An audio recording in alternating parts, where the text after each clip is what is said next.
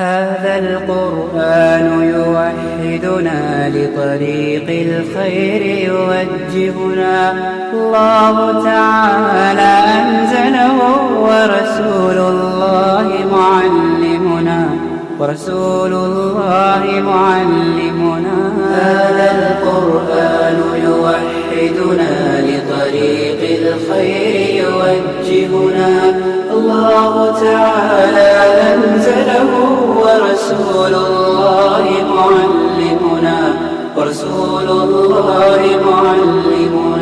هذا القرآن هو الهادي لأوائلنا وأواخرنا يدعو للعلم وللعمل لا شيء سواه يهذبنا وبركاته. எல்லாம் அல்ல அல்லாஹுவின் நல்லடியார்களே, அல்லாஹினுடைய கிருபையினால் கீழக்கரை வடக்கு தெரு சமூக நல அமைப்பு நாசா சார்பாக தொடர்ச்சியாக நாம் இரவு பயானை பார்த்து வருகிறோம். அந்த அடிப்படையில் 23வது நாளாக இருக்கக்கூடிய இன்றைய தினம் சாப்பிடக்கூடிய ஒழுங்குகள் சம்பந்தமாகவும் அதே போல் உறங்கக்கூடிய உறக்கம், அந்த உறக்கத்தினுடைய ஒழுங்கு சம்பந்தமாகவும் இன்ஷா அல்லாஹ் நாம் பார்க்க இருக்கிறோம். அன்பானவர்களே, சாப்பிடக்கூடிய சாப்பாடு, இன்றைக்கி சாப்பாடு இல்லாமையும் ஒரு மனிதன் வாழ முடியாது. எப்படி நம்ம ஆரம்பத்தில் ஆடையை பற்றி பார்த்தோமோ அந்த மாதிரி தான் சாப்பிடக்கூடிய சாப்பாடு என்பது மிக முக்கியமான ஒரு விஷயம். அன்றாடம் சிலர் 3 வேளை சாப்பிடுகிறார்கள், சிலர் இன்னும் அதிகமாக தான் சாப்பிடுகிறார்கள். அப்போ இந்த சாப்பாடை பொறுத்த வரைக்கும் எப்படி அமர்ந்து சாப்பிட வேண்டும் என்கிற விஷயத்திலிருந்து அவர் எதை சாப்பிட வேண்டும், எதை சாப்பிடக்கூடாது, அதை எப்படி எந்த முறையில் சாப்பிட வேண்டும், எல்லா விஷயத்தையும் இஸ்லாமிய மார்க்கம் நமக்கு சொல்லித் தருகிறது. இதை மாதிரி தான் தூங்கக்கூடிய விஷயமும். ஒருவர் உறங்குகிறார் அப்படின்னு சொன்னால் அதுவும் வாழ்க்கையில் அன்றாடம் நடக்கக்கூடிய ஒரு விஷயம். சிலர் ஒரு நாளில் 2 தடவை அல்லது 3 தடவை கூட நேரம் பிரித்து அந்த நேரத்துக்கு தக்கன மாதிரி தூங்கி முழிப்பாங்க. அப்போ இந்த மாதிரி தூக்கத்தை கூட எப்படி அமைத்து கொள்ள வேண்டும், சிறு தூக்கமாக இருக்கட்டும் அல்லது கொஞ்சம் பெரிய தூக்கமாக இரவுல படுத்து தூங்கக்கூடிய தூக்கமாக இருக்கட்டும், இதை மாதிரி தூக்கங்கள் எல்லாம் எப்படி அமைச்சிக்கிறணும் அப்படிங்கிற எல்லா விஷயத்தையும் மார்க்கம் நமக்கு தெளிவாக சொல்லித் தருகிறது. அதில் ஒரு சில குறிப்பிட்ட விஷயங்களை மட்டும் நம்ம இன்ஷா அல்லாஹ் இன்றைய நாளில் நம்ம பார்க்க இருக்கிறோம். தொடர்ச்சியாகவே பார்ப்போம் இன்ஷா அல்லாஹ். அதாவது முதலாவது சாப்பிடுவதற்குண்டான ஒழுங்குமுறைகள். அதாவது முதல்ல தூய்மையானவற்றை உண்ண வேண்டும்.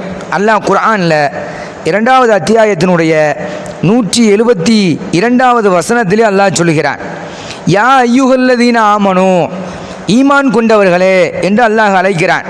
குலூமின் தையிபாத்தி மா ரஸக்னாக்கும், நீங்கள் எப்படி சாப்பிடுங்க உங்களுடைய சாப்பாடை அப்படின்னு சொன்னால் தூய்மையானவற்றை அல்லாஹ் குர்ஆனில் சொல்லும் பொழுது தூய்மையானவற்றை உண்ணுங்கள், நீங்கள் அல்லாஹுவை வணங்குவோராக இருந்தால் அவனுக்கே நன்றி செலுத்துங்கள் என்று அல்லாஹ் சொல்கிறான். தையிபாத்தி மா ரஸக்னாக்கும் அப்படின்னு சொன்னால் உங்களுக்கு வழங்கப்பட்ட உணவுகளில் இருந்து சிறந்த உணவு.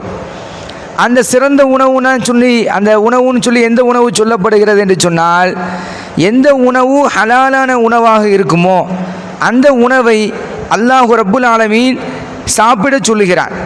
அந்த உணவை கண்டிப்பாக நம்ம சாப்பாட்டில் சரியான முறையில் சாப்பிடணும், அந்த சாப்பாடை சரியான முறையில் அமைச்சிக்கிறணும். இது எல்லாமே இருக்குது.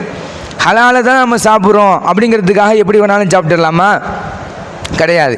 எந்த அளவில் வேணாலும் எந்த முறையில் வேணாலும் சாப்பிட்டுக்கலாமா? கிடையாது. அப்போ சாப்பாடு ஹலாலான சாப்பாடாக இருந்தாலும் கூட அந்த சாப்பாடு இந்த முறையில் தான் சாப்பிட வேண்டும், இந்த வகையில் தான் சாப்பிட வேண்டும். அதற்கு இந்த முறையின் பிரகாரம்தான் அமர்ந்து சாப்பிடுவதிலிருந்து கை கழுவது உட்பட அத்தனை விஷயங்களையும் மார்க்கம் தெளிவாக சொல்லி காட்டுகிறது. இப்போ முதலாவது நம்ம அதில் பார்க்கக்கூடிய விஷயம்தான் 2 கைகளையும் கழுவ வேண்டும். அதிகமான பேர் என்ன செய்வாங்க, சாப்பிட போகிறோம் அப்படின்னு சொல்லி ஒரு கையை மட்டும்தான் கழுவுவாங்க, இந்த கையில் தானே சாப்பிட போகிறோம் அப்படின்னு சொல்லி. இன்னும் அதிகமான பேர் என்ன செய்வாங்க அப்படின்னு சொன்னால் ஸ்பூனால் சாப்பிட போகிறோம் அப்படின்னு சொல்லி கையை கழுவ மாட்டாங்க. சாப்பிட்டு முடிச்சுட்டு கழுவுவாங்க. நம்ம கையில் தான் ஒன்றும் இல்லையே, சுத்தமாக தானே இருக்குது அப்படின்னு சொல்லிட்டு கையை கழுவாமல் சாப்பிடக்கூடியவர்களும் இருக்கிறார்கள். இதெல்லாம் இன்றைக்கு ஃபேஷனாக மாறிவிட்டது. உதாரணமாக கைகளையே யூஸ் பண்ணாமல், விரல்களையே உபயோகிக்காமல் எப்படி ஸ்பூனால் கரண்டியால் சாப்பிடுவது என்பது இன்றைக்கு ஃபேஷனான ஒரு விஷயமாக மாறிட்டு. அப்போ இதை இஸ்லாமிய மார்க்கம் என்ன சொல்லுகிறது அப்படின்னு சொன்னால், முதலாவது கையை கழுவ சொல்லுகிறது. சாப்பிடும் பொழுது ஒரு மனிதர் கண்டிப்பாக கையை கழுவி கொள்ள வேண்டும். ரசூலுல்லாஹி ஸல்லல்லாஹு அலைஹி வஸல்லம் அவர்கள் சொல்கிறாங்க, ஆயிஷா ரலியல்லாஹு அவங்க அறிவிக்கிறாங்க, நசாயில 256வது ஹதீஸாக இடம்பெறுகிறது. நபி ஸல்லல்லாஹு அலைஹி வஸல்லம் அவர்கள் குளிப்பு கடமையாக இருக்கும் பொழுது தூங்க நாடினால் உலு செய்வார்கள். சாப்பிட நாடினால் சாப்பிடுவதற்கு முன்னால், சாப்பிடக்கூடிய நேரத்தில் சாப்பிட்றதுக்கு முன்னாடி தனது இரு கைகளையும் கழுவிக்கொள்வார்கள். அப்போ கண்டிப்பாக கைகளை கழுவி கொண்டு தான் சாப்பாடு சாப்பிட வேண்டும். அதே மாதிரி வலது கரத்தால் சாப்பிட வேண்டும். வலது கரத்தால் சாப்பிடுவதும் எப்படி சாப்பிடுவது? தனக்கு பக்கத்தில் என்ன இருக்குதோ அதை எடுத்து சாப்பிடணும். அருகில் இருப்பதை தான் எடுத்து சாப்பிட வேண்டும். இதுவரையும் இஸ்லாம் நமக்கு சொல்லித் தருகிறது. இப்போ வலது கையால் சாப்பிட்றது நமக்கு தெரியும். நேற்றைய தினத்தில் கூட அதனுடைய தொடர்ச்சியை நம்ம பார்த்தோம். என்ன அப்படின்னு சொன்னால், இடது கையால் ஷைத்தான் சாப்பிடுகிறான். லா தஅக்குலு பிஷ்ஷிமால் இன்ன ஷைத்தான யஅக்குலு பிஷ்ஷிமால், நிச்சயமாக ஷைத்தான் இடது கையால் சாப்பிட்றதுனால இடது கையால் நீங்கள் சாப்பிடாதீங்கன்னு ரசூலுல்லாஹி ஸல்லல்லாஹு அலைஹி வஸல்லம் தடுத்தாங்க. அப்போ வலது கரத்தால் தான் கண்டிப்பாக நாம் சாப்பிட வேண்டும். சாப்பிடும் பொழுது பிஸ்மி சொல்லி சாப்பிட்றது, சுத்தமான முறையில் இடத்தை அமைத்து கொள்வது, சுப்ரா விரிப்பது, அமர்ந்து சாப்பிடுவது, இப்படி எல்லாம் வரிசையாக நம்ம இன்ஷா அல்லாஹ் பார்க்க இருக்கிறோம். புகாரியில் 5376வது ஹதீஸாக இடம்பெறுகிறது. நான் நபிகள் நாயகம் ஸல்லல்லாஹு அலைஹி வஸல்லம் அவருடைய மடியில் வளர்ந்து வந்த ஒரு சிறுவனாக இருந்தேன். ஒரு முறை என் கை உணவு தட்டில் இருக்கும் அங்கும் இங்குமாக விளாவி கொண்டிருந்தது. அப்பொழுது நபிகள் நாயகம் ஸல்லல்லாஹு அலைஹி வஸல்லம் அவர்கள் என்னிடம், சிறுவனே, பிஸ்மில்லாஹ் என்று அல்லாஹுடைய பெயரை சொல்லி உனது வலது கரத்தால் சாப்பிடு. உனக்கு எது அருகாமையில் இருக்கிறதோ, கைக்கு அருக பக்கத்தில் இருக்கிறதோ அதை எடுத்து சாப்பிடு என்று சொன்னார்கள். அதன் பிறகு இதுவே நான் உண்ணும் முறையாகவே அமைந்து விட்டது என்று சொல்வதாக நபிகள் நாயகம் ஸல்லல்லாஹு அலைஹி வஸல்லம் அவர்கள் திருத்தி கொடுத்ததாக என உமர் பின் அபி சலமா ரலியல்லாஹு அவர்கள் அறிவிக்கக்கூடிய ஹதீஸாக நாம் பார்க்க முடிகிறது. அப்போ ஒரு சிறுவனுக்கு கூட ரசூலுல்லாஹி ஸல்லல்லாஹு அலைஹி வஸல்லம் அவர்கள் என்ன செஞ்சிருக்கிறாங்க? உபதேசம் செய்திருக்கிறார்கள். அது அவருடைய வாழ்க்கையில் கடைசி முட்டுக்கும் அவர் அதை பேணி நடந்திருக்கிறார் என்கிற ஒரு விஷயத்தை நாம் பார்க்க முடிகிறது. முதல்ல பிஸ்மில்லா சொல்லணும். அப்படி சொல்லாத வர அவர் சாப்பிடக்கூடிய சாப்பாட்டை ஷைத்தான் உண்டு கொண்டிருக்கிறான். எப்படி? நம்ம பிஸ்மி சொல்லி சாப்பிடலன்னு வச்சுக்காங்களேன், நம்ம சாப்பாடை கூட சேர்ந்து யார் சாப்பிட்றா? ஷைத்தானும் கூட சேர்ந்து சாப்பிட்டுக்கிட்டு இருக்கிறான். இதை ரசூலுல்லாஹி ஸல்லல்லாஹு அலைஹி வஸல்லம் அவர்கள் சொன்னாங்க. முஸ்லீமில் 4105வது ஹதீஸாக இடம்பெறுகிறது. நம்ம பல டென்ஷனில் இருப்போம், பல யோசனைகளை நினைவில் வச்சுக்கிட்டு இருப்போம். அப்போ திடீர்னு வந்து சாப்பிடக்கூடிய நேரத்தில் பிஸ்மில்லான்னு சொல்ல மறந்துடுவோம். இப்போ என்ன செய்கிறது? ஏன்னா கண்டிப்பாக பிஸ்மில்லா சொல்லி தான் சாப்பிடணும். அப்படி ஒருவருக்கு பிஸ்மில்லா சொல்ல மறந்து விட்டது. இப்போ அதனால் இப்போ பிஸ்மில்லான்னு சொல்லாமல் சாப்பிட்டா ஷைத்தான் கூட சாப்பிட்டுட்டு இருக்கிறானே. அப்போ என்ன செய்கிறது? பிஸ்மில்லாஹி அவ்வலிஹி ஆஹிரிஹி அப்படிங்கிற வார்த்தையை ரசூலுல்லாஹி ஸல்லல்லாஹு அலைஹி வஸல்லம் கற்று தந்தாங்க. நான் சாப்பிட்டுட்டு இருக்கிறேன், இடையில தான் நினைவு வருது, ஆஹா நம்ம பிஸ்மில்லா சொல்லலையே அப்படிங்கிற ஒரு நினைவு வருகிறது என்று சொன்னால் உடனடியாக பிஸ்மில்லாஹி அவ்வலிஹி ஆஹிரிஹிங்கிற வார்த்தையை நாம் என்ன செஞ்சிடணும்? கண்டிப்பாக சொல்லணும். அப்படி அதனுடைய பொருள் என்ன? ஆரம்பத்திலையும் இறுதிலையும் அல்லாஹுடைய பேரை சொல்லி நான் ஆரம்பிக்கிறேன்னு அர்த்தம். இப்படி சொன்னோம் என்று சொன்னால் சாப்பிட்ட சாப்பாடை ஷைத்தான் கக்கிட்டு போயிடுறான், அப்படியே வாந்தி எடுத்துகிட்டு போயிடுறான் அப்படின்னு சொல்லிட்டு ரசூலுல்லாஹி ஸல்லல்லாஹு அலைஹி வஸல்லம் அவர்கள் நமக்கு தெளிவுபடுத்தினாங்க. இப்படி ஏகப்பட்ட சம்பவங்களை நாம் இதில் பார்க்க முடிகிறது. சரியா?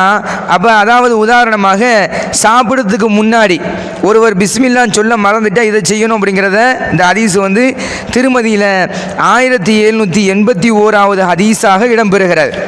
இன்னும் இது சம்பந்தப்பட்ட நிறைய விஷயங்கள் இருக்கிறது. தொடர்ச்சியாக நம்ம பார்ப்போம் இன்ஷா அல்லாஹ். இடக்கரத்தில் ஷைத்தான் சாப்பிடுகிறான். இதுவும் நம்ம பார்த்த ஹதீஸ் தான். முஸ்லிமில் 4108வது ஹதீஸாக இடம்பெறுகிறது. சரி, இப்போ என்ன செய்கிறது? சாப்பிடும் பொழுது சுத்தமான இடத்தை தேர்ந்தெடுக்கணும். இதுவும் இஸ்லாம் சொல்லி தந்திருக்கக்கூடிய ஒரு மிகப்பெரிய ஒரு விஷயம். சுத்தமான இடமா ஏன் சொல்லுது அப்படின்னு சொன்னால், சாப்பாடு சாப்பிடும் பொழுது அந்த சாப்பாடினுடைய உணவு கீழே உளுந்துட்டா கண்டிப்பாக மீண்டும் அதை நான் சுத்தப்படுத்தி சாப்பிட வேண்டும். நிறைய பேர் அப்படி சாப்பிட்றதில்லை. இந்த டீசெண்டாக பார்க்குறோங்கிறதுனாலேயே நிறைய பேர் சுன்னத்தை இழந்துடுறாங்க. எது சுன்னத்து, எதெல்லாம் இஸ்லாம் சொல்லி தந்திருக்கிறதோ அதையெல்லாம் அருவருப்பாக நினைக்கிறாங்க. எதனால்? இந்த டீசெண்ட்டு ஃபேஷனு மக்கள் நம்மளை அசிங்கமாக நினச்சிருவாங்களோ, கை சூப்ப மறந்துடுவாங்க, சூப்ப மாட்டாங்க. விரலால் சாப்பிட யோசிப்பாங்க, ஃபோர்க்கால் ஸ்பூனால் தான் சாப்பிடணும்னு நினைப்பாங்க. ஏன்னா இந்த மாதிரி எல்லாமே சுத்தமான இடத்துல உட்காந்து சாப்பிட்டாலும் கூட கீழே பொருள் தவறி விழுந்துட்டா அதை எடுத்து சாப்பிட்றதுக்கு யோசிப்பாங்க. ஆகா, பார்க்குறவங்க என்னமா நினச்சிருவாங்களோ அப்படின்னு நினைப்பாங்க. இங்கே யாரும் நினைக்கிறதுலாம் விஷயம் கிடையாது. அல்லாஹ் எதை சொல்லியிருக்கிறான், அல்லாஹுடைய தூதர் ஸல்லல்லாஹு அலைஹி வஸல்லம் அவர்கள் எதை சொல்லியிருக்கிறாங்க, இதைத்தான் நாம் பார்க்க வேண்டுமே ஒழிய இங்கே யாரும் மனுஷன் இவன் இதை நினைப்பானோ அவன் அதை நினைப்பானோ அப்படிங்கிறதுனால சுன்னத்தை நாம் இழந்தால், இப்படி தான் அன்றாடம் சில பேர் வாழ்க்கையில் பேண வேண்டிய ஒழுக்க முறைகளை இழந்து வருகிறார்கள். அடுத்தவன் பார்த்தா என்ன செய்கிறது, இதெல்லாம் இந்த காலத்தில் கடைபிடிக்க முடியுமா, செய்ய முடியுமா, இப்படியான கேள்விகளை கூட கேட்கக்கூடியவர்கள் இன்றைக்கு இருக்கிறாங்க. அப்போ இதெல்லாம் ஒருவர் நினைத்தார் என்று சொன்னால் அவர் மார்க்கத்தின் பிரகாரம் வாழ முடியாது. அவர் மார்க்கத்தின் பிரகாரம் வாழவில்லை என்று சொன்னால் இந்த உலகமும் சரி நாளை மறுமை நாளும் சரி அவருக்கு வெற்றி தரக்கூடியதாக இருக்காது. அப்போ இஸ்லாம் சொல்லக்கூடிய அடுத்த ஒரு முக்கியமான விஷயம்தான் என்னவென்று சொன்னால், கீழே விழுந்த உணவை நாம் எடுத்து சாப்பிடுவது. ஒருவருக்கு உங்களில் ஒருவர் சாப்பிடும் பொழுது உணவு கீழே விழுந்து விட்டால் அதனுடைய அசுத்தங்களை நீக்கி அவர் அதை மீண்டும் சாப்பிட்டு கொள்ளட்டும். ஷைத்தானுக்காக வீணா விட்டுவிட வேண்டாம் என்று ரசூலுல்லாஹி ஸல்லல்லாஹு அலைஹி வஸல்லம் சொன்னாங்க. அப்போ நம்ம கீழே விட்டாலும் கூட அது யார் தான் சாப்பிட்றா? ஷைத்தான் தான் சாப்பிட்றான். அனஸ்ரல்லாஹு அவங்க அறிவிக்கக்கூடிய ஹதீஸாக முஸ்லீமில் 4139வது ஹதீஸாக நம்ம பார்க்குறோம். அதே மாதிரி அடுத்த ஒரு சாப்பிட்ற விஷயத்தில் சுன்னத்தான ஒரு விஷயந்தான் என்ன அப்படின்னு சொன்னால், சாய்ந்து கொண்டு சாப்பிட்றது. சாய்ந்து கொண்டு சாப்பிடக்கூடாது. சுன்னத்தான விஷயம் என்ன? சாஞ்சிக்கிட்டு சாப்பிட்றது அப்படின்னு சொன்னால் சாஞ்சிக்கிட்டு சாப்பிடக்கூடாது. நேராக அமர்ந்து என்ன உட்கார்ந்து சாப்பிட வேண்டும். அதுதான் சுன்னத்து. அது இல்லாமல் ஒருவர் சாய்ந்து கொண்டு சாப்பிட்டார் அப்படின்னு சொன்னால் அது சுன்னத்து கிடையாது. அப்படி சாப்பிட்டாருன்னு சொன்னால் அது சுன்னத்திற்கு மாற்றமானது. அப்போ இந்த விஷயத்தை தெளிவாக புரிந்து கொள்ள வேண்டும். நிறைய பேர் என்ன செய்வாங்க, டிவி பார்க்கும்போது இந்த நொறுக்கு தீனின்னு சொல்லுவாங்கல்ல, அந்த மாதிரி தீனிகள் எல்லாம், அல்லது சாப்பாடே கூட ஏன்னா கைகளை போட்டு சாப்பிட்டோம்னு சொன்னால் கையை கழுவணும், சாப்பிட்றதுக்கு முன்னாடி கழுவணும், பின்னாடியும் கழுவணும். அதெல்லாம் மாய்ச்சல். சில பேருக்கு அதில் சோம்பல். அதனால் ஸ்பூனில் சாப்பிட்டுட்டு அப்படியே த்ரோ பண்ணிடலாம் அப்படிங்கிறதுக்காக வேண்டி என்ன செய்யறதுன்னு சொன்னால் சாஞ்சிக்கிட்டு சோஃபாவில் சாஞ்சிக்கிட்டு சாப்பிடுவாங்க. அப்போ இந்த சாய்ந்து கொண்டு சாப்பிடுவதை ரசூலுல்லாஹி ஸல்லல்லாஹு அலைஹி வஸல்லம் அவர்கள் தடுக்கிறார்கள். நான் சாய்ந்து கொண்டு சாப்பிட மாட்டேன் என்கிற வார்த்தையை சொல்கிறாங்க. புகாரில் 5398வது ஹதீஸாக வருகிறது. அதே மாதிரி நின்று கொண்டு குடிப்பதற்கு தடை. எதையாவது ஒரு டீயோ அல்லது ஜூஸோ தண்ணி உட்பட நம்ம நின்றுக்கிட்டு குடிக்கிறதுக்கு பொதுவாக தடை. நிர்பந்தமான ஒரு சூழல் என்று சொன்னால், இப்போ ஏதாவது ஒரு கடைக்கு போகிறோம், அங்கே உட்கார முடியாது, அல்லது ஏதேனும் ஒரு உட்காரக்குண்டான ஒரு இடம் கிடைக்கவில்லை, அல்லது உட்காரக்கூடிய இடத்துல ஏதேனும் பிரச்சனைகள் இப்படி ஏதாவது இருந்தது என்று சொன்னால் அவர் நின்று கொண்டு குடிக்கலாம். இல்லாமல் பொதுவாக நின்று கொண்டு குடிப்பதை ஒருவர் தவிர்த்து கொள்ள வேண்டும். நின்று கொண்டு தண்ணீர் குடிப்பதை ரசூலுல்லாஹி ஸல்லல்லாஹு அலைஹி வஸல்லம் அவர்கள் வெறுத்தார்கள். முஸ்லிமில் 4115வது ஹதீஸாக இடம்பெறுகிறது. அதே மாதிரி முஸ்லிமில் 4116வது ஹதீஸும் அது சம்பந்தமாக தான் வருகிறது. அப்போ நிர்பந்தத்தில் ஒருவர் என்ன செய்யலாம்? நின்று கொண்டு குடிக்கலாம். அவருக்கு நின்று கொண்டு நிர்பந்தத்தில் குடிப்பதற்கு ரசூலுல்லாஹி ஸல்லல்லாஹு அலைஹி வஸல்லம் அவர்கள் அனுமதி கொடுக்குறாங்க. இப்போ இது மாதிரி இன்னும் ஏகப்பட்ட விஷயங்கள் தொடர்ச்சியாகவே வருகிறது. இந்த குடிப்பது என சாப்பிடுவது சம்பந்தமாக ஏகப்பட்ட விஷயங்கள் தொடர்ச்சியாக வருகிறது. இன்ஷா அல்லாஹ் நம்ம தொடர்ச்சியாகவே நம்ம பார்ப்போம். அதற்கு முன்னாடி உறங்குவது சம்பந்தமாகவும் கொஞ்சம் பார்த்துடணும். இந்த சாப்பிட்றதும் உறங்குறதும் கிட்டத்தட்ட ஒன்றாகவே பார்க்கப்படுகிறது. ஏன்னா அடுத்தடுத்து நிகழக்கூடிய ஒரு செய்தி, ஒரு சம்பவம். ஏன்னா நம்முடைய செயல்பாடில் வாழ்க்கையில் அன்றாடம் நடக்கிறது என்ன அப்படின்னு சொன்னால், சாப்பிடுவோம், அந்த கொஞ்ச நேரத்தில் படுத்துருவோம். இந்த சாப்பிடுவதையும் படுப்பதிலையும் பலவிதமான சட்டங்களை இஸ்லாம் சொல்கிறதுனால ஒன்று ஒன்றா சேர்த்து தகவல்களையும் சேர்த்து இன்ஷா அல்லாஹ் நம்ம அப்பப்போ தருவோம் இது சம்பந்தமாக. இப்போ பாருங்கள், தூங்குறதுக்கு முன்னாடி எல்லாருக்கும் கண்டிப்பாக தூக்கம் வருது. தூக்கம் இல்லாமல் இருக்க முடியாது. டெய்லி தூங்குகிறோம். சிலர் 8 மணி நேரம் தூங்குகிறோம். சில பேர் கூட அப்படி இருக்குது. சில பேர் பகலில் தூங்கக்கூடியவங்க, ஈவினிங் தூங்கக்கூடியவங்களாம் இருக்கிறாங்க.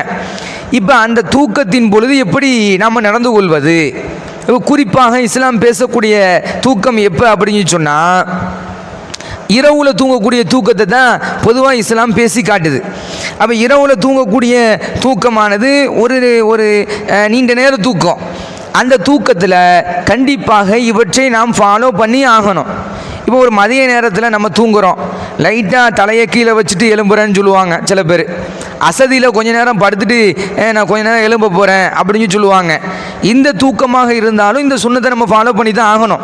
தூக்கம்னு வந்துட்டா அந்த தூக்கத்தில் சொல்லப்படக்கூடிய ஷரத்துகளை, ரூல்ஸ் அண்ட் ரெகுலேஷனை கண்டிப்பாக நம்ம ஃபாலோ பண்ணி தான் ஆகணும். ஆனால் இரவு தூங்குகிற தூக்கத்திற்கு நிறைய சட்டத்திட்டங்கள் இருக்குது. இப்போ நார்மலாக நம்ம தூங்க போகிறோம், அப்போ நம்ம அல்லாமல் பிஸ்மிக்கு அமுத்து ஏன்னு சொல்லலாம், சரியா? அப்போ அந்த மாதிரி ஒரு தூக்கத்தில் நம்ம கொஞ்ச நேரம் தூங்கி முழிக்க போகிறோம் அப்படின்னு சொன்னால், ஏன்னா அது கண்டிப்பாக சொல்லி தான் ஆகணும். இப்போ இது போக நிரந்தரமாக நான் சொல்ல வர்றது என்னன்னு சொன்னால், நீண்ட நேரம். இப்போ நீண்ட நேரம் அப்படின்னு சொன்னால் நைட்டு தூங்குகிற தூக்கம். அந்த தூக்கத்துக்கு சில ஃபார்முலாஸில் மார்க்க நமக்கு சொல்லித்தருது. அந்த மாதிரி ஒரு ரூல்ஸோடு கடைபிடித்து தான் அவர் அந்த தூக்கத்தை எடுத்துக்கொள்ள வேண்டும், கடைபிடிக்க வேண்டும், அன்றாடம் வாழ்க்கையில் ஃபாலோ பண்ணணும். அதில் ஒரு முக்கியமான விஷயந்தான் புகாரில் 5624வது ஹதீஸாக இடம்பெறுகிறது. தூங்குறதுக்கு முன்னாடி விளக்குகளை அணைச்சிக்காங்க அப்படின்னு ரசூலுல்லாஹ் சொல்கிறாங்க. விளக்குகளை அணைத்து கொள்ளுங்கள், கதவுகளை தாளிட்டு கொள்ளுங்கள், தாப்பாட்டுக்காங்க. உணவு, தண்ணீர் போன்ற பாத்திரங்களை மூடி வைத்து கொள்ளுங்கள் அப்படின்னு ரசூலுல்லாஹி ஸல்லல்லாஹு அலைஹி வஸல்லம் சொல்கிறாங்க. இது மிகப்பெரிய ஒரு விஷயம். நம்ம ரொம்ப ஆய்வு செய்து பார்க்கக்கூடிய ஒரு என்ன சொல்கிறது, வாழ்க்கையில் கிடைக்கக்கூடிய ஒரு படிப்பினை. இப்போ விளக்கு அணைச்சிக்காங்க அப்படின்னு சொன்னால் இன்றைக்கி இருக்கக்கூடிய விளக்கு கிடையாது. இன்றைக்கி விளக்குன்னு சொன்னால் லைட்டை தான் நம்ம சொல்லுவோம். அப்படியே இதை டிரான்ஸ்லேஷன் பண்ணோம்னு சொன்னால் இந்த டிரான்ஸ்லேஷனில் என்ன வரும்? அரபி வார்த்தையில் ஹதீஸில் மசாபிஹுங்கிற வார்த்தை தான் வருது. அப்போ மசாபிஹுங்கிற வார்த்தை இன்றைக்கி எதுக்கு உபயோகிக்கப்படுது? நார்மலாக இருக்கிற லைட்டுக்கு உபயோகிக்கப்படுது. பல்பு, டியூப் லைட்டு, இதுக்கெல்லாம் கூட அந்த பேர் தான். ஆனால் இன்றைக்கி அதுலேயும் எல்இடி வந்துட்டு. ஏன்னா முந்தி கூட அது எல்இடியாக இல்லை, இன்றைக்கி எல்இடியாக வந்ததற்கு பிறகும் கூட அந்த வார்த்தை தான் பொதுவாக புழக்கத்தில் இருக்குது. அப்போ இந்த வார்த்தையை ரசூலுல்லாஹ் சொன்னாங்களா? விளக்குன்னு சொன்னால் என்னன்னு சொன்னால், மண்ணெண்ணெயை ஊற்றி அல்லது எண்ணெய்களை ஊற்றி வைக்கக்கூடிய அந்த விளக்கு, நெருப்பு பற்றக்கூடிய விளக்கு தான் இந்த இடத்துல சொல்கிறாங்க. ஹதீஸை மேலோட்டமாக படிச்சுட்டு இந்த லைட்டை ஆஃப் பண்ணிட்டு தான் போய் படுக்கணும், ரசூலுல்லாஹ் விளக்கு அணைச்சிட்டு படுக்க சொல்லிட்டாங்க, அதனால் லைட்டெல்லாம் ஆஃப் பண்ணிட்டு தான் படுக்கணும், லைட்டை போட்டு படுக்கக்கூடாதுன்னு சொல்லி முடிவுக்கு வந்துடக்கூடாது. இங்கே லைட்டுன்னு சொல்லப்படக்கூடிய விஷயம் என்ன அப்படின்னு சொன்னால் விளக்கு. அந்த விளக்கு ஏன் ஆஃப் பண்ணிட்டு படுக்க சொன்னாங்க? ஒரு சம்பவமே நடந்துச்சு. என்ன சம்பவம் நடந்துச்சு அப்படின்னு சொன்னால், ஒருவருடைய வீடு எரிஞ்சிருது. எரிஞ்ச பிறகு ரசூலுல்லாஹி ஸல்லல்லாஹு அலைஹி வஸல்லம் அவர்கள் வாராரு, வந்து சொல்கிறாரு, இந்த மாதிரி ஒரு எலி என்ன செஞ்சுட்டு எண்ணெயை குடிப்பதற்காக. அப்போமெல்லாம் இந்த மாதிரி மண்ணெண்ணெய் அப்படி இப்படின்னு தனித்தனியாலாம் பிரித்து இல்லை, ஒரே எண்ணெய் தான். அதுதான் சமையலுக்கும் விளக்குக்கும் எல்லாத்துக்கும் உபயோகப்படுத்தப்பட்டது. அப்போ அந்த மாதிரி எண்ணெயை எலி குடிப்பதற்கு ஆசைப்பட்டு என்னச்சின்னு தட்டி விட்டுரும். அப்போ அந்த மாதிரி எண்ணெயில் மொத்தமாக தீ பிடிச்சிட்டு, அப்படி தீ பிடிக்கும் பொழுது வீடே பற்றி எரிஞ்சிட்டு. அப்போ ரசூலுல்லாஹி ஸல்லல்லாஹு அலைஹி வஸல்லம் அவர்கள் கட்டளையிட்டாங்க, இரவில் படுக்கும் பொழுது விளக்குகளை அணைத்து கொள்ளுங்கள். இப்போ புரியுதா? அப்போ அந்த மாதிரி நெருப்பு பற்ற வச்சு எரிய வைக்கக்கூடிய விளக்குகளாக இருந்தது என்று சொன்னால் கண்டிப்பாக நம்ம என்ன செஞ்சாகணும், அதை அணைச்சிட்டு தான் நம்ம படுத்தாகணும். அதே மாதிரி தான் கதவுகளை கண்டிப்பாக தாழ்பாலிட்டு கொள்ள வேண்டும். கதவை திறந்து வச்சுட்டு படுக்கிறதுக்கு அனுமதி கிடையாது. ஏதேனும் முசிபத்துகள் அதன் மூலமாக நிகழ வாய்ப்பு இருக்கிறது. அதே மாதிரி தான் உணவாக இருக்கட்டும், தண்ணீராக இருக்கட்டும், இதனுடைய பாத்திரங்கள் இருக்கிறது என்று சொன்னால் அந்த பாத்திரங்களை மூடி வைத்து கொள்ள வேண்டும். ஏன்னா அதில் ஏதாவது ஒரு பூச்சி உளுந்துரும். அப்போ இந்த மாதிரி என்ன வேணாலும் அசௌகரியங்கள் நடக்கலாம். அப்போ அதனால் ரசூலுல்லாஹி ஸல்லல்லாஹு அலைஹி வஸல்லம் இதை தடுத்திருக்கிறார்கள். சொன்னாங்க, நீங்கள் உறங்க போகும் பொழுது விளக்குகளை அணைத்து விடுங்கள், கதவுகளை தாழ்பாலிட்டு கொள்ளுங்கள், தண்ணீர் பைகளை சுருக்கி கொண்டு மூடிவிடுங்கள், உணவையும் பானத்தையும் மூடி வையுங்கள். மூடுவதற்கு எதுவும் கிடைக்காவிட்டால் அதன் மீது ஒரு குச்சையாவது குறுக்க வைத்து மூடி வைத்து விடுங்கள் என்று சொன்னாங்க. உங்களுக்கு பாத்திரம் எதுவும் இல்லாட்டி ஒரு குச்சையாவது வச்சு மூடிடுங்க அப்படின்னு சொல்லி ரசூலுல்லாஹி ஸல்லல்லாஹு அலைஹி வஸல்லம் சொன்னாங்க. எண்ணெய் விளக்குகளை அணைக்க வேண்டும் அப்படிங்கிறது தனியாக ஹதீஸ் வருது.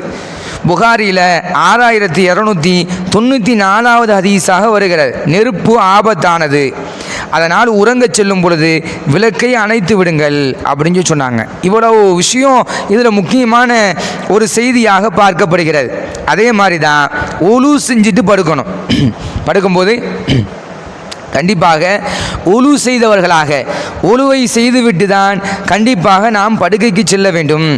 ரசூலுல்லாஹி ஸல்லல்லாஹு அலைஹி வஸல்லம் அவ்வாறு செய்திருக்கிறார்கள், ஏவியும் இருக்கிறாங்க.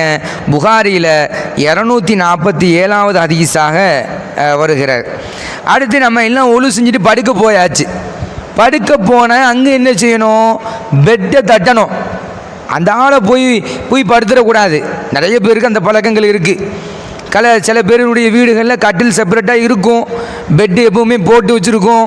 அப்படியான சூழல்களில் கூட பெட்டையும் தலவாணியையும் கண்டிப்பாக தட்ட வேண்டும், உதற வேண்டும். தூசிகளை தட்ட வேண்டும். தட்டிட்டு உதறிட்டு தான் நம்ம என்ன செய்யணும்? படுக்கைக்கு தயாராகி படுக்க வேண்டும்.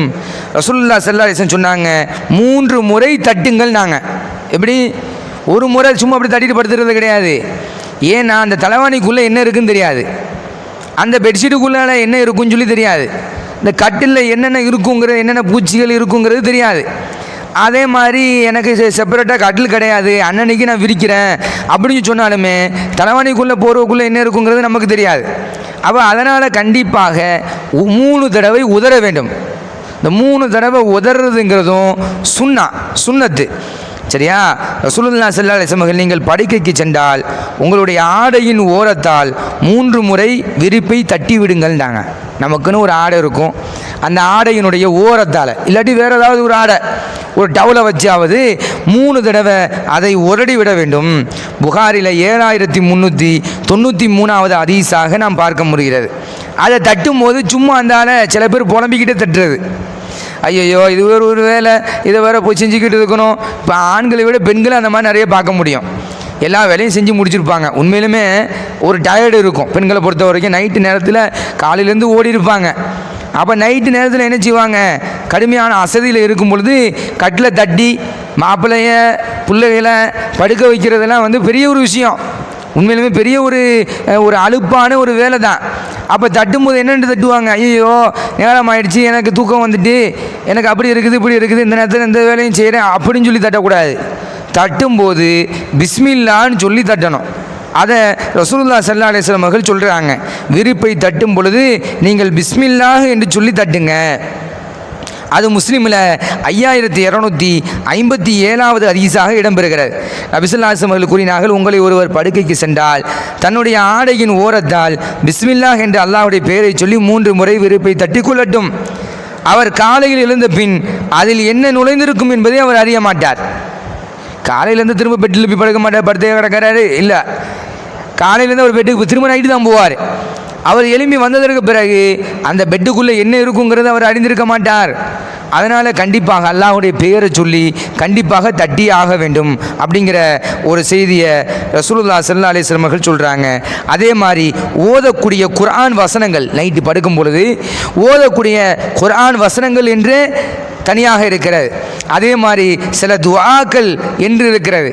அந்த ஓதின துஆக்களையும் குர்ஆன் வசனங்களையும் என்ன செய்யணும், எப்படி ஊதணும், கையில் எப்படி மேலே தடவிக்கிறணும் அப்படிங்கிற ஒரு ரூல்ஸும் இருக்குது. இது ஒரு நீண்ட ஒரு தலைப்பாக இருக்கிறது.